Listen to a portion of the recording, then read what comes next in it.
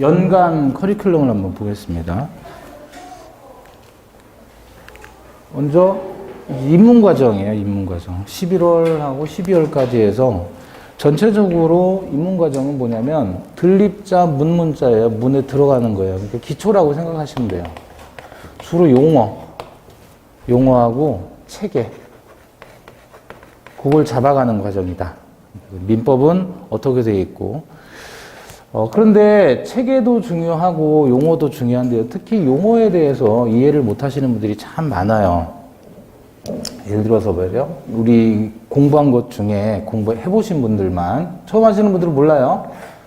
여기 이제 행길, 공로라고 해요. 공중이 통행하는 도로가 있고, 도로가 있는데 여기 땅이 두 개의 땅이 있어요. A 토지 있고 B 토지가 있어요. A 토지도 있고 B 토지도 있고. 자, 그래서 이 B 토지, 여긴 C 토지, 뭐 D 토지, E 토지라고 해보죠. 토지를 이름을 다 붙인 거예요. 공부하신 분들만, 처음 하신 분들은 모르고. 이 부분을 이렇게 이 B 토지 소유자가 여기를 통행합니다. 네? 그러면 이 경우에 이제 이 땅에 사는 사람들이 여기를 이제 길로 만들어서 통행을 한단 말이에요. 왔다 갔다. 골목길로.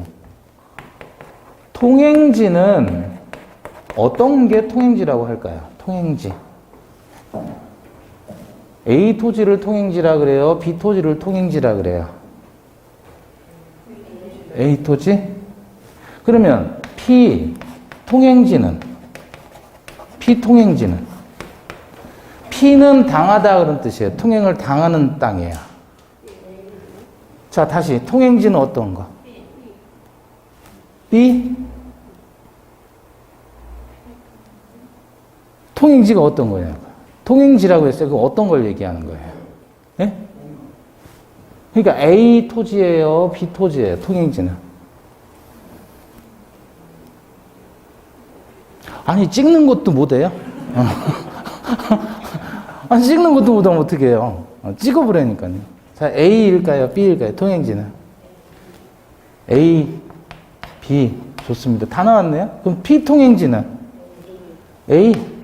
요거는 확실해요? 그럼 통행지는 어떤 걸까요? A, B. 이건 문제가 좋은 거예요. 그죠? 둘 다 A 토지래. 이게 통행지가 되고 피통행지가 돼요. 왜 그럴까요? 통행지는 통행하는 사람 입장에서 보는 거예요.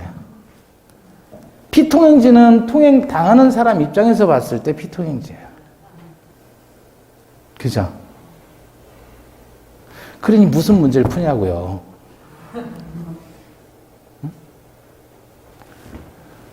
자, 상속이라고 들어보셨어요? 상속이란 말 들어봤죠? 갑이라는 사람이 사망을 해서 을이라는 자식이 아버지 소유 부동산을 받았어요. 그럼 이 사람을 법에서는 뭐라고 하냐면 피상속인이라고 해요. 피상속인. 근데 이 사람은 뭐라 그럴까요? 이 사람은 상속인이라고 해요.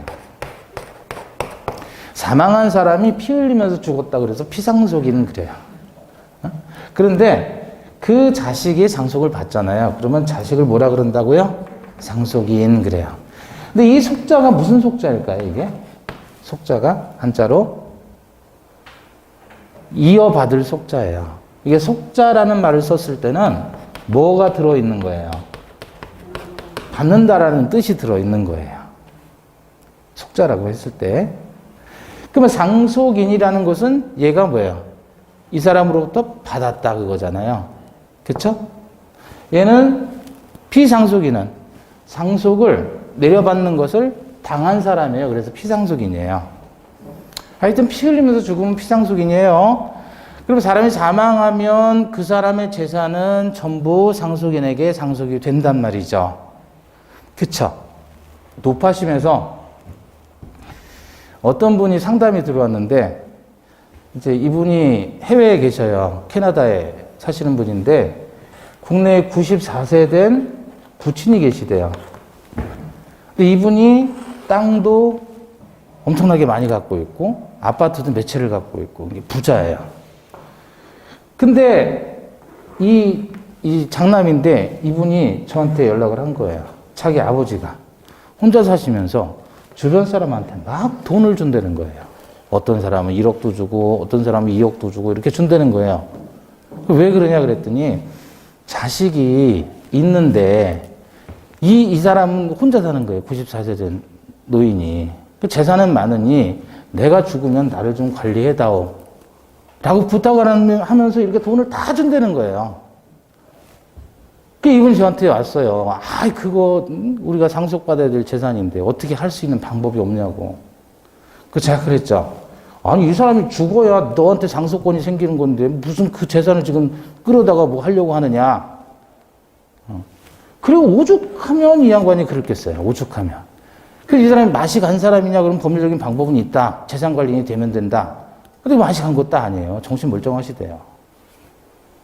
참고로 아니 사람이 사망해야 상속인들이 권리가 생기는 거지. 살아있는 사람한테 상속권을 주장한다는 게 말이에요? 막걸리예요? 이런 분도 있더란 말이에요. 어쨌든 사망을 하면 상속이 일어난단 말이죠. 그러면 이제 자식이 아버지 재산을 상속을 받는다 그랬어요.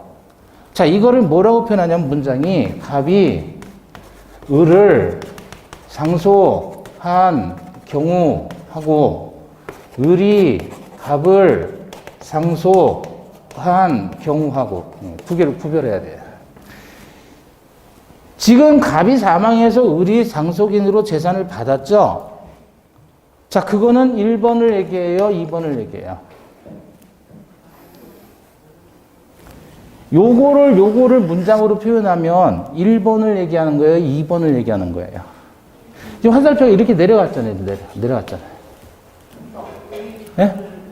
1번이다, 1번. 괜찮아요. 손 들어요. 안 때려요. 1번. 좋아요. 2번이다. 난 찍지도 못한다. 지금 이 그림은 2번을 얘기하는 거예요. 그러니 들을 땐 이해하는데 문제는 안 풀리지. 그죠? 이렇게 말하는 거를 이렇게 문장으로 나왔을 때 이해를 해야 되는데 이해가 안 되니 당연히 문제는 못 푸는 거예요. 그럼 이게 이해 안 되면 이것도 이해 안 되는 거예요. 그럼 이건 어떤 경우인데요? 갑이 을을 상속했다는 거. 얘가 죽은 거예요. 얘가 죽어서 부모가 상속받는 거예요. 아니 무슨 소리야. 자식이 죽었는데 부모가 어떻게 상속을 받아? 부모가 죽어야 자식이 받지. 그게 아니라 상속은 사망하는 사람의 1순위 상속인은 피상속인의 직계 비속이에요. 근데 얘가 사망할 수도 있잖아요. 살다 보면. 그러면 얘 밑에 비속이 자식이 있으면 자식이 받는데 자식이 없으면 위로 올라가요. 직계 존속이 2순위 상속인이에요. 자, 그럼 혼자 공부하는데 이거를 상속제도를 다 공부를 해야 되느냐? 그건 아니죠. 그래서 사실은 저는 이 용어, 기본 용어 개념이 대단히 중요하다. 이해가 안 지워져요, 이게. 뭐가 문제가 있는 것 같아요. 막 이거 막 벗겨지네. 네. 다음 주엔 괜찮아지겠죠. 네. 자, 어쨌든, 그래서 입문 과정에서는 주로 이렇게 용어 위주로 설명을 쭉 해드린다. 용어의 개념, 이거 중요하다라는 말씀 드리는 거예요. 예를 들어서 이런 거 말씀드린 거고. 그래서 이거 말고도 많아요. 제가 설명드리고 싶은 게. 그래서 용어는 오히려 재수하시는 분들은 꼭 더 들으십사. 왜냐하면 재수하시는 분들이 처음부터 이렇게 용어부터 이렇게 차근차근 했으면 사실 괜찮은데 나는 한번 했으니까 에이, 다 아는 거야. 그리고 막 넘어가시단 말이에요. 우리가 이 용어를 하는 이유, 그 다음에 체계를 잡는 이유는 그 다음 과정을 가기 위함입니다. 그래서 기본 이론 과정은 이제 내년 1월, 2월 동안 이 요거는 이제 다 교과서로 가는 거예요. 교과서로. 그래서 요때 되면 기본 이론 다 이제 설명 들어가는 거예요. 쉬운 거부터 해가지고. 그 다음에 심화 이론 과정 가면 3, 4월이에요. 내년 3, 4월. 그러니까 2달에 한 코스로 이렇게 도는 거예요. 2달에 한 코스로. 그럼 벌써 3번을 돈 거잖아요. 그죠? 그 다음에 이제 내년 5월, 6월 가면 핵심 요약집으로 이제 공부를 해요. 여기까지는 기본서, 교과서 가지고 공부를 하고, 요때는 요약집으로 정리를 합니다. 그러니까 다 요약된 거야. 여기서 공부한 양을 다 요약한다. 그래서 요때까지는 여러분들이 뭘 하셔야 되는 거예요? 아까 했잖아요. 민법, 그 다음에 민법, 부동산학개론, 공법까지 끝내줘야 돼요. 어느 정도냐면 그냥 최소한 50점 이상 받을 수 있게. 모의고사 같은 거 보면. 보통 요때부터 이제 모의고사 시작하거든요. 빠르면. 네, 요때부터. 그래서 모의고사 보면 한 50점 정도는 갈 수 있게. 그래야 뒤 단계를 끌고 가는 거예요. 그래서 요때까지는 계속 뭐를 하자? 네, 복습을 하자. 네? 책도 한번 읽어보시고. 네. 이 책의 교과서를 이제 받아보실 텐데, 받아보시면 여러분 쭉 읽었을 때 내용을 모르는 게 다요. 당연한 거예요. 그거 어떻게 알아요? 모르면 넘어가시면 돼요. 넘어가시다 보면 언젠가 알게 돼요. 그러니까 그거 하나 걸렸다 그래가지고 그거 뭐 검색하고 자꾸 연구하고 그럴 필요 없어요. 학원에서 다 해드리는 거예요. 아시겠죠? 자, 문제는 중간에 이거 빠졌어요. 한 1월 중순부터 해가지고 못한 거예요. 근데 딱 이제 정신 차려 보니까 이제 요거 들어가고 있어요. 요거를 못했죠? 요랬을 때 낙하산식으로 공부한다는 건 이 얘기예요. 그러면 지금 현재 시점이 된 거예요. 어떤 이유로 학원에 못 나오셨어요? 누가 아파가지고 또 애가 아파가지고 내지는 본인이 아파가지고 학원에 못 나올 수도 있잖아요. 근데 이제 지금은 이제 5월이 된 거예요. 그 남들 다 이거 다 왔는데 나는 이제 여기서부터 시작해야 되네? 어쨌든 이거 날려버렸어요. 중간에. 몇 달 쉬었어요. 자, 이때는 어떻게 하냐면 따라오는 거예요. 그럼 따라오는데 당연히 난이도는 얘보다 얘가 어렵고 얘보다 얘가 어렵고 얘보다 얘가 더 어렵겠죠? 어려워요. 어려우면 예를 들어 10개를 강의를 했을 때 10개 중에 한 6개는 이해를 못하고 4개는 알겠다 이거예요. 그럼 어떻게 하냐면 그 해당 부분의 동영상을 참고하시는 거예요. 예를 들어서 법률행위 대리에서 무권대리라는 게 나와요. 무권대리도 협의의 무권대리라는 게 있어요. 자, 이 내용을 이해를 못하는 거예요. 이제 본인은 못 따라오겠는 거예요. 그러면 해당 부분을 요때로 가면 요거보다는 더 쉽고 아예 이쪽으로 가면 훨씬 더 쉽게 설명을 할 거란 말이에요. 그래서 그거를 메꿔놓고 이해하면 다시 오면 돼요. 그러니까 중간에 대다수가 어떻게 하냐면 어쨌든 중간 날려가지고 요때부터 시작을 하는데 보니까 모르겠더라는 거예요. 그러니까 어떻게 해요? 혼자 독서실에 박혀가지고 여기서부터 쫙 듣는 거예요, 이제 강의를. 강의만 들어요, 강의만 들어요. 그러면 들었다는 생각만 날 뿐이지 내용은 기억이 안 나는 거예요. 그냥 주구장창 강의만 들어요. 그렇게 공부하시면 안 된다. 특히나 여러분들 학원 나오시니까 실제로 우리 학원에서 금년도 합격률이 몇 프로 나온지 아세요? 합격률이? 많이 붙었어요. 원장님 얘기 들어보니까. 30명 중에 25명 합격했다 그러면 몇 프로 나온 거야, 이거? 몰라요. 하여튼 이렇게 나왔대요. 근데 이건 오프라인이잖아요.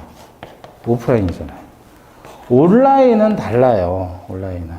이게 강제력이 없기 때문에 실제로 5% 정도 내외로 합격한다니까요. 온라인으로 하면. 자꾸 학원이라는 데가 그래서 중요한 거예요. 이런 강제적으로 학습할 수 있는 공간이라는 게 대단히 중요한 문제예요.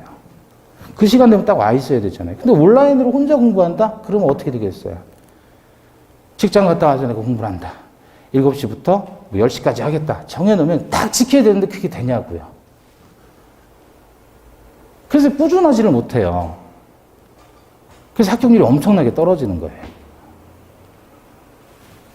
그래서 중간에 날아갔을 때 어떻게 하자는 거예요? 그냥 참여하자. 그리고 보강을 하는 거예요, 보강. 지난 걸 가지고 보완을 하는 거예요, 지난 걸 가지고. 그래서 그 단계를 따라오셔야 되는 거예요. 왜냐하면 2단계를 가야 그 다음에 2단계를 가는 거예요, 문제풀이.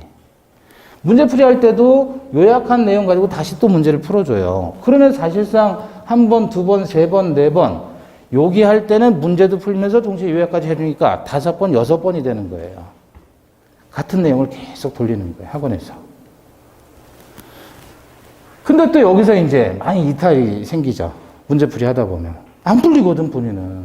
다른 사람은 막 대답도 잘하는데 나는 이게 뭔지 모르겠어. 왜 그러냐면 여기서 기본서 과정을 제대로 공부를 하셨어야 되기 때문에. 그래서 책을 읽으실 때 책의 내용이 눈에 안 들어온다 그러면 이해를 못 하는 거예요.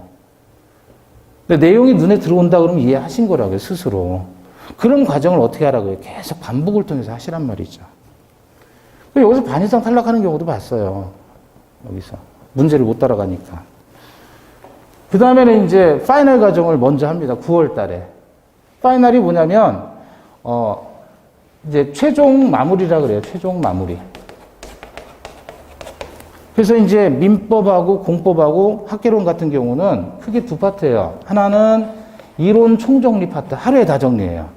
또 하나는 문제, 찍기. 요걸 백선이라고도 많이 표현합니다. 요걸 먼저 해요.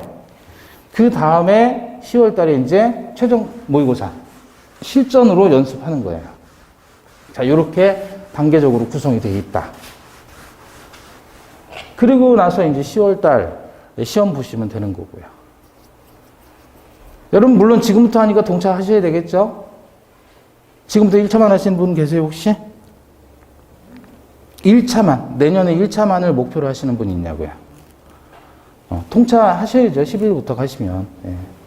그래서 1차, 2차를 한꺼번에 합격하시는 그때가 내년 10월이 될 것이다. 단계를 쭉 따라오시면.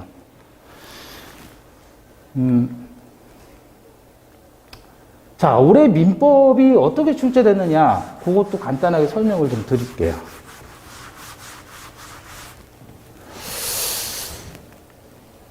자, 요게 금년도에 이게 지금 여기가 잘 안 보이나요?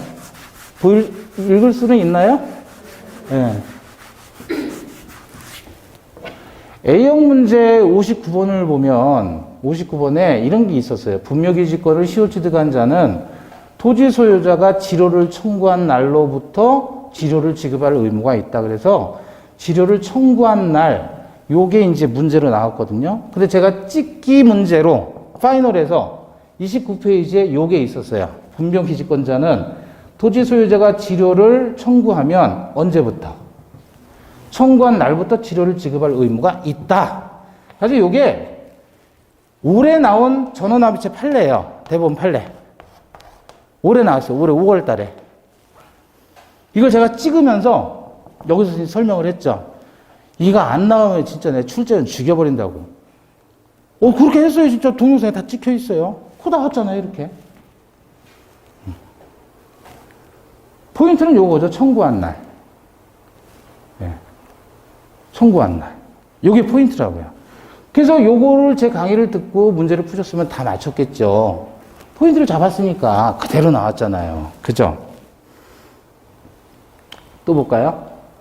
금년도 기출된 문제인데 사용수익 권능을 대세적 영구적으로 포기한 소유권도 존재한다. 이런 질문이 있었어요.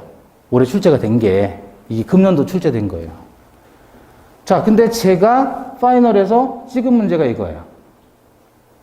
포인트가 뭐죠? 내용 몰라도 돼요. 여기서 포인트는 이거예요. 대세적 영구적으로 포기한다. 사용수익 권능을. 요게 포인트예요. 여기 있잖아요. 대세적 영구적으로 유효하게 포기. 이게 틀린 지문이에요. 이게 맞다 틀리다가 아니라 이렇게 제가 찍었는데 이게 나오잖아요. 이렇게. 근데 이게 그 많은 것 중에 요거 두 꼴랑 두 개냐? 그건 아니에요. 거의 다 나왔어요. 근데 요거는 어떨까요, 그러면? 금년도에 요렇게 나왔어요. 적법하게 과실을 취득한 선의 점자는 회복자에게 통상의 필요비 상환을 청구하지 못한다 그랬어요. 자, 제가 찍은 문제가 이렇게 나왔어요. 이건 판례예요. 점자가 과실을 취득한 경우에 통상의 필요비는 청구하지 못한다는 규정은 악의 점유에게는 적용되지 않는다라는 게 올해 판례인데 이 판례가 이렇게 나왔어요. 아무도 몰라, 근데 나온지도. 심지어 이게 같은 내용인지조차도 몰라요. 그러니 민법이 어렵다는 거예요. 여기서는 그러면 이 내용이 어디에 들어가 있느냐? 이거예요, 이거. 이걸로 표현해버린 거예요. 자, 공부하신 분들은 보시면 이게 같은 것이냐? 그거조차도 모른단 말이에요.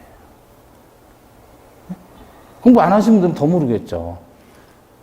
그래서 뭘 얘기하고 싶은 거냐면, 이런 게 많이 나왔어요. 보통은 공부를 어떻게 했냐면, 이제 이쪽에다 좀 쓸까요? 보통은 공인중개사 민법이 기출 형태로 많이 나왔었다. 근데 이게 우리가 지금 시험 공부하는 게 내년이면 몇 회예요? 33회예요. 33회. 이게 약 29회 정도부터 자꾸 변화가 되기 시작했어요. 변화됐다고요. 변화. 기출 형태가 그대로 출제가 되질 않아요. 이제. 지금 봤잖아요. 저거. 이건 기출도 아니에요. 금년도 판례. 금년도에 나온 판례가 그대로 문제로 둔갑했는데 그걸 가지고 그대로 이렇게 옮기지 않고 응용해서 만든 거예요. 그러니 아무도 모르죠. 공부가 좀 돼 있는 분들은 아시겠죠. 근데 이게 딱 이 문제만 그랬냐? 아니에요. 아까도 보여드렸다시피 자, 과거에는 이랬다니까요. 이제 제가 이거는 기출 문제도 아니고요. 제가 찍은 문제예요. 찍은 문제가 그대로 문제로 나온 거예요. 그죠? 그 포인트는 요거잖아요. 요것만 잡으면 문제 풀 수 있는 거란 말이에요. 그런 문제가 과거에 엄청나게 많았다. 근데 지금은 아니다. 그렇게 못해요. 민법이라는 법이 이게 말 그대로 법이잖아요. 그죠? 근데 법대를 가면 민법은요, 1학년, 2학년, 3학년, 4학년까지 공부해요. 매년. 양도 엄청나게 많고 어려워요. 들어가 보면. 근데 우리 지금 시험 자체가 지금 어떻게 돼요? 어렵게 출제되고 있다. 그리고 국토부에서 만든 그 안에 보면 아직 시행이 안 되지만 국토부에서 만든 안에 보면 우리 시험을 뭘로 바꾼다 그래요? 네? 상대평가를 바꾼다 그러잖아요. 물론 유예기간 줄 거예요. 상대평가를 바꾸게 되면 아까도 말씀드렸죠. 우리 시험은 절대평가인데 공무원 시험은 상대평가라고.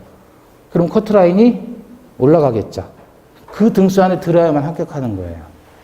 자, 그럼 시험이 어려워질까요? 쉬워질까요? 상대평가 되면. 그래서 그 전제 조건이 지금 드러나고 있는 거예요. 그래서 점점 어려워져요. 그럼 빨리 해야 되겠어요? 아니면 미뤄야 되겠어요? 이거 되기 전에 빨리 해야 될 거 아니에요. 그죠? 이 시험 뭐하러 해? 그런 고민할 필요가 없어요, 지금. 그 시간도 없어요. 내년에 꼭 합격하시기를 바란다. 근데 점차적으로 어려워지고 있고 내용이 응용되는 문제들이 많이 출제가 돼요. 기출 문제 가지고 더 보여드리는데 제가 이거 만드는 거 쉽지 않아요. 이거 하는 것도 어려운데 난생 처음 해봤다니까 이런 거. 이게 다 해야 돼요. 이거 다 제가 이렇게 해야 돼요. 그래서 못 만들었어요. 능력의 한계가 있어가지고. 점점 더 나아질 거라고 확신은 하는데 어쨌든 민법은 그래서 출제 경향이 어떻다는 겁니까? 네? 결론적으로 민법은 응용하는 문제가 많아졌다. 단순히 법조문 딱 나열하고 빵꾸 뚫어놓고 이거 맞춰라 이런 식의 이런 문제는 이제 안 나온다. 네. 이제는. 그래서 사례 문제도 많이 나오고 응용 문제도 많고. 그래서 신경을 많이 써야 돼요. 그럼 우리 어떻게 공부해야 될 것인가? 이제 그게 중요한 거예요. 어떻게 할 것인가? 이게 지나야 돼요. 넘어가고. 이것도 넘어가고. 자, 그럼 민법 어떻게 하는지, 민법. 어떻게 해야 될까요? 자, 첫째. 들어야 돼요, 일단. 일단은 들으셔야 돼요. 그래서 똑같은 활자인데도 불구하고, 뭐 민법책에 뭐 출판사고 다 나오잖아요. 그럼 그 민법이 그 민법이지, 뭐 다른 민법이겠어요? 그죠? 근데 일단은 들어야 된다. 누구 강의를? 제 강의를 들어야 돼요. 저는 자랑하는 걸 별로 좋아하지 않아요. 근데 저는 뭘 항상 생각을 했냐면, 같은 표현이라도 어떻게 우회적으로 설명할지를 연구한 사람이에요, 20년 동안. 다른 선생님도 했겠죠. 그럼 저만큼 유명해졌어야죠. 저만큼 유명하지 않아요. 민법은 제가 완탑이다. 대한민국 1타다. 민법은. 왜 그런지 느낌이 오시잖아요. 일단 말하는 게 집중이 되죠. 또 얼굴도 보고 싶어지죠. 마스크 벗기고. 그런 매력이 있다니까요, 제가. 그래서 강의는 일단 제 강의를 들으시란 말이에요. 제가 자타공인 1타니까. 20년 전에 강의 데뷔를 했을 때 제가 30대였어요. 지금 50 넘었지만. 그때 30대 초반에 강의를 했더니 사람들이 젊은 놈이 무슨 민법 강의를 하냐고 저한테 그랬다니까요. 강의실에서 진짜로. 그럼 제가 실력을 보여드리겠다고 쫙 강의를 했더니 그 자리에 일어나서 기립박수 치시는 거예요. 이야, 진짜 잘한다. 그 다음에부터 강의는 젊은 사람이 잘해. 그런 소문이 났다니까요. 그래서 제가 데뷔한 지 1년 만에 전국으로 등극한 거예요. 전국 스타로. 그걸 20년 동안 제가 유지하고 있는 거예요. 자랑이 아니라 팩트예요, 팩트. 그러니까 1년에 그 당시에도 제가 이제 온라인으로 동영상 서비스를 했는데 평균 1년에 한 2에서 3만 명이 들어요. 조회수가. 그 당시 유튜브도 없었을 때인데. 지금은 거의 7만, 8만 들어요. 1년에.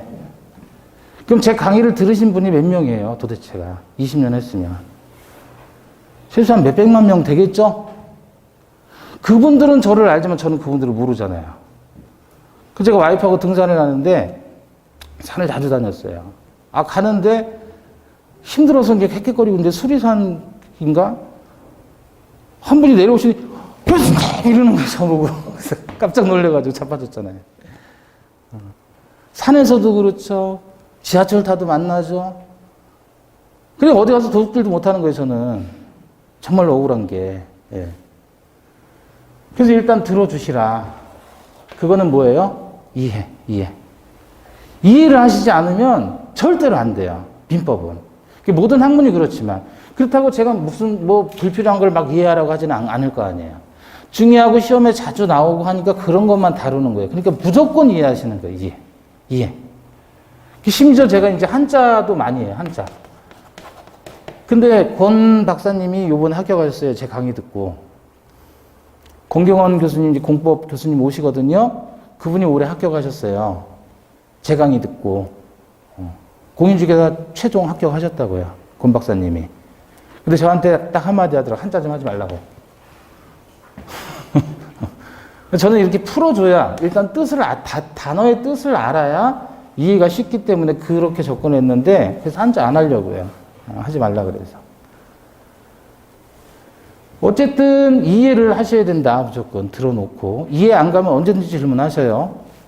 두 번째는 어떻게 해요? 네.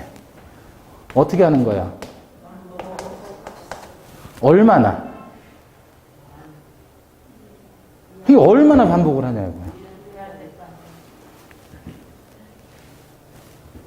암기하는 거예요. 나 외우는 거 싫은데? 자, 잘 봐요, 여러분. 처음에 여러분 집에 이사 오셨을 때 생각해 봐요. 네? 어디에 주방이 있고, 어디에 작은 방이고, 어디에 건너방이고, 어디에 화장실이고. 처음에 왔을 땐 낯설지만, 지금 어때요? 눈 감고도 가죠. 그거 억지로 한 거예요? 자연스러운 거예요. 자연스러운 거예요. 자연스러운 거. 이건 억지로 하는 게 아니에요. 자연스럽게 되는 거예요. 자연스럽게. 그래 여러분이 암기라는 게 뭐예요? 어두울 암이죠. 깜깜한 데서 기억을 더듬어서 기억해내는 게 암기잖아요. 그죠? 시험에서는요. 아까 얘기했죠. 한 문제당 몇 분에 풀어야 된다? 1분. 그러면 그게 기계적으로 탁탁탁 나와야지. 거기서 따지고 막 하고 이렇게 고민하고 그러면 돼야 안 돼요? 그건 끝난 문제예요. 우리는 시험 공부하는 거예요. 시험 공부. 그럼 시험에서는 그만큼 이해가 되었으면 이걸 바탕으로 흔들리지 않게 복습을 하면 자동으로 암기되는 거예요. 자동으로. 그럼 그렇게 해드려요. 제가. 어거지로라도. 여러분은 계속 반복하시고 기억하시면 돼요. 그러니까 복습을 얼만큼 해야 되느냐, 얼마만큼 해야 되느냐 사람마다 다 틀려요. 대신 내가 그 내용을 안 보고 종이에다 적을 수 있을 정도는 복습이 돼야 된다. 그건 완전히 여러분 거예요. 그렇게 되면 나중에는 교과서에 읽는 재미가 생겨요. 왜? 내가 알고 있으니까. 이 단어라는 거 알고 있으니까. 우리 민법에서는 추정이라는 단어도 있고 간주라는 단어도 있어요. 이 단어 구별하는 것도 대단히 중요한 거예요. 법학에서는. 다 설명을 드린단 말이에요. 이해시켜 드려요. 그 다음에 이제 여러분 몫인 거예요. 이거는. 근데 이걸 안 하잖아요. 그러면 아까 봤듯이 입문과정 들어가고 또 기본이론 들어가고 이렇게 자꾸 과정 들어갈 때마다 어렴풋이 기억은 나는 거예요. 대신 여러분께 아닌 거예요. 이걸 안 하니까. 그래서 결국 이게 정말 중요한 거예요. 이게. 참고로 제가 4개 국어를 공부를 한다고 까불었어요. 이 4개 국어에서 한국어도 포함돼요. 그래서 공부를 했는데, 일본어, 중국어, 영어, 이렇게. 그래도 나름 제가 박사도 했고, 법학 박사도 했고, 그 예전에 공부 좀 한다고 해서 공부를 하려고 이게 한 3년 전에 시도를 했어요. 요거 조금 지금은 다 못해요. 히라가나 카타카나도 다 알았다 까먹었어요.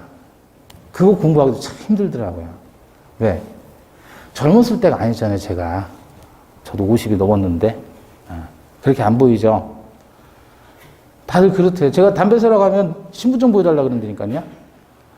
그런데 옛날 같지가 않고 옛날 젊을 때 고시 공부하던 그런 기분 같아서는 이렇게 하고 싶은데 지금은 못해요. 자신이 없어요. 그래서 제가 20년 동안 뭐를 공부했죠? 민법만 강의했고 이것만 공부했단 말이에요. 다른 거 몰라요. 그러니까 예를 들어서 헌법 얘기하면 몰라요. 형법 얘기하면 몰라요. 상법 얘기하면 몰라요. 기억 하나도 안 나요. 행정법 얘기하면 몰라요. 공무원 시험 공부하는 애가 저한테 찾아왔어요. 좀 풀어달라고. 행정법 문제인데 나 모르겠다. 책 보고 얘기해달래. 그래도 모르겠다. 몰라요. 진짜 몰라요. 관심도 없어요. 하고도 싶지도 않아. 이게 나이 먹으면 그렇더라고요. 근데 성인들이 공인중개사 공부를 하려고 했을 때 과연 전공하지도 않은 이 법을 공부하는데 이게 쉽겠느냐. 그 생각을 제가 해본 거예요. 제가 이렇게 못 오니까. 그래서 그 관점에서 제가 자료를 만들고 강의를 할 겁니다. 여러분들은 더 좋아졌을 거예요. 제가 더 연구할 테니까. 저는 어떤 거 연구하냐면 법학을 연구한, 민법학을 연구한 게 아니고요. 어떻게 하면 시험 문제로 이렇게 맞출 수 있을까? 어떻게 하면 핵심을 좀 찾을 수 있을까? 그런 거를 전달해 드리는 연구를 하는 거예요, 저는. 그래서 제 강의 들으시고 이것만 해주시면 무조건 합격하십니다. 질문하실 거 있으세요, 혹시? 쫄지 마세요. 어렵지 않아요. 어느 정도만 하면 돼요. 다만 그 점수가 올라갈 때까지는 어느 정도의 그 인내는 필요한 거예요. 스스로 노력을 하셔야 돼요. 맨 땅에 헤딩하지는 않겠죠. 할 수 있습니다. 누구나 할 수 있어요. 네. 아직까지는 가능해요. 상대평가 되면 또 모르죠. 그때는 어떻게 바뀔지. 저거 빨리 바뀌기 전에 얼렁얼렁 따놓고 실전을 나가시든지 창동에 두시든지 그건 나중에 생각하시고. 질문하실 거 있으세요? 자, 그럼 오리엔테이션 이렇게 마치겠습니다. 네, 다음 주에 뵙겠습니다.